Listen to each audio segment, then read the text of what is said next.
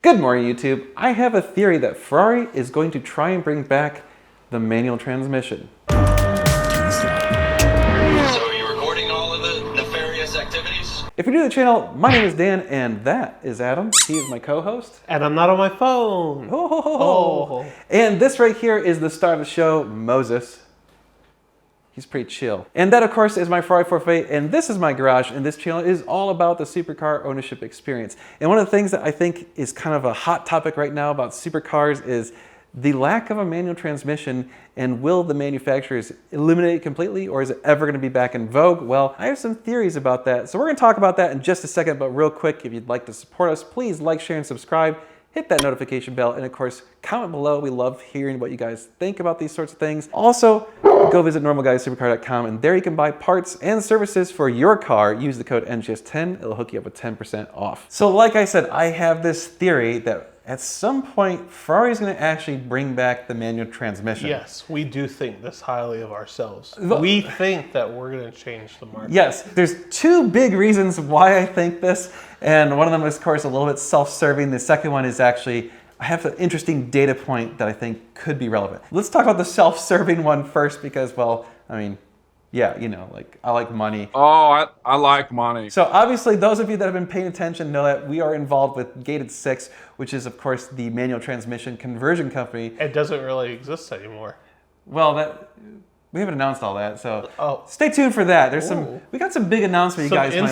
insider information. You weren't supposed to let that slip out yet. My bad. Yes, we've been producing and manufacturing manual conversion kits for some of the older Ferraris, specifically the F1 transmission Ferraris. We've actually had some interesting conversations with Ferrari employees, with Ferrari dealerships, and we've even gotten some wonderful hate letters from Ferrari itself. Dear sirs, we represent the Ferrari SPA. In this intellectual property matter, our client recently brought your company, Gated 6, to our attention. And all And that, from other people who own Ferraris that hate us. yeah, I mean, we get a lot of interesting comments and stuff about that topic. It's a hot topic. It's a weird life we lead. Yeah, it really is. We've created an entire marketplace of converting cars where none existed and proven that that marketplace is actually substantial.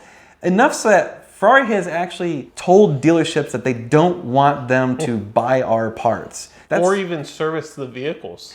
Yeah, and the And fact... they're not allowed at, like, potentially not allowed at Ferrari track days and Yeah. stuff like that. So it's interesting because Ferrari's positioning itself in a way that basically says, hey, we don't want anything to do with these cars that have been converted unless it was technically done by an authorized conversion, which basically doesn't exist. There are very, very, very few cars that have been converted by a dealership using Ferrari parts that was sanctioned by Ferrari and blessed, and, you know, the Pope was all like sprinkling holy water on it. And then there's the holy water, dispensed using a water gun. That really hasn't happened a whole lot, but Ferrari has taken a position of like, you know, when we do it, it's the devil incarnate, you know, the car no longer exists, you were dead to me, you know, put the horse's head in their bed and all that crap.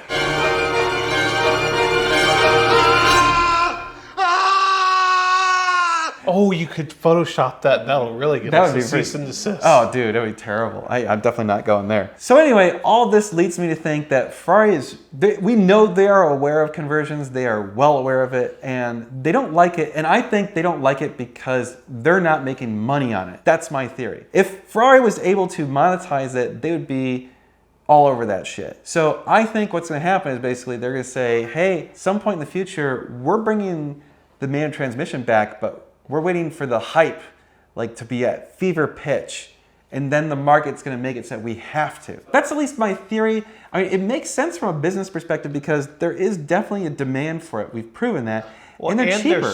There's precedent for a company to do that. Porsche did it with the 911R. Yes, yeah, that was a great example of it Yeah, where so- people lost their minds. Were like, "Oh my God, this is the last manual transmission Porsche," and then all of a sudden Porsche comes out and says, "Ha, just kidding." And then my favorite FU to people ever is Porsche said, we're in the business of making cars, not investments. So No, I have to say that was brilliant. So there's some other hints to it, which is Ferrari just announced their Daytona SP3, their Icona series. And it's kind of like a retro throwback with modern features. You know, if you didn't know about that car, basically a LaFerrari, but ugly. I mean, I think it's gorgeous. Porsche boy here hates them, whatever. Look at the rear end. It looks like you're driving a Testarossa down the road sideways. No, it's got the...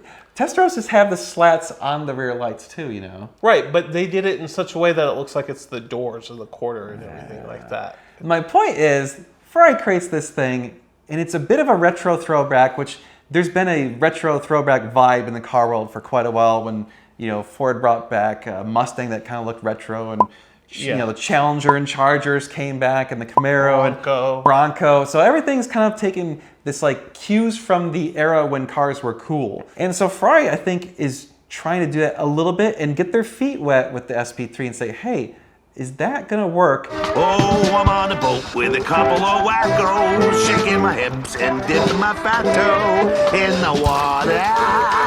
And part of it is, if you notice, the center console of the SP3, the shift buttons are shaped like a gated shifter. It's a throwback to the shifter. So they're well aware that people think highly of that iconic gated shifter. In fact, if you happen to notice, Ferrari actually did some introduction where they sent people who were going to be invited to get those cars, they sent them like this cool package with a gating. It was just like a gate. And so I thought that was kind of an interesting thing. And when I saw that, I thought, oh crap, I wonder if they're going to come out with a gated car. I think they're testing the waters. And another thing to keep in mind for those of you that will say Ferrari will never do it because it's a step back, because manual cars will never be as fast as double clutch gearboxes. And while you're correct, look at this car. It's not a hybrid anymore, which, say what you will about hybrid vehicles. I know that that's a big contentious topic, but hybrid vehicles are faster because they can make up for the instant torque. Despite your feelings on hybrid vehicles, it is a step back technology-wise in that it's only an ICE engine, an internal combustion engine. There is no hybrid power or anything like that. To me, that shows right there that they're willing to take a step backward. Yeah. They actually made this car, and it's slower than some of the other cars. Yeah. They intentionally produced a car that is the latest and greatest. It's more expensive than other cars, but it's slower. And so that, I think, is a real indicator that at some point in the future, they're going to say, it's in our business interest to produce a manual transmission car. And another interesting point is we're getting to the point now where the power levels that these cars are coming out with from the factory is getting to be unusable and probably borderline unsafe.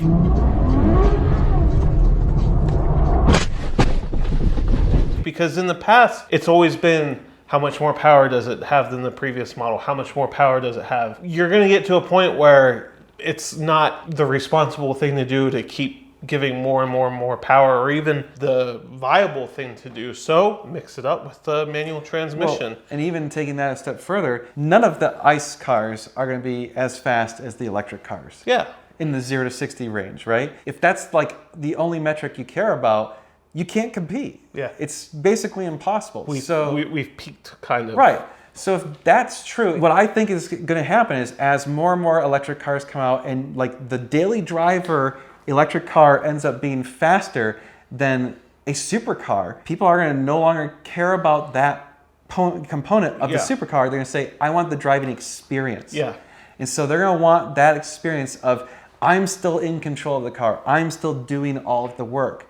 And I think that's going to lend itself to manual transmissions still existing. Now, I admit, this is a big speculation, a huge leap, and obviously, currently this is not where the trend is going, but I say give it between 7 and 10 years. I was going to say 10 years. Once electric cars are completely ubiquitous and everyone's got one, that's when it's going to really, any of the still remaining ICE cars. Because then grandma with groceries in the back of her Tesla or whatever, Mustang Mach-E or whatever it is, can crush a 458 at a stoplight. People with these are going to be like, oh, well, at least mine sounds good. And people are going to be like, yeah, but it's slow. Because let's be honest, the dick measuring is always about the speed, not the sound.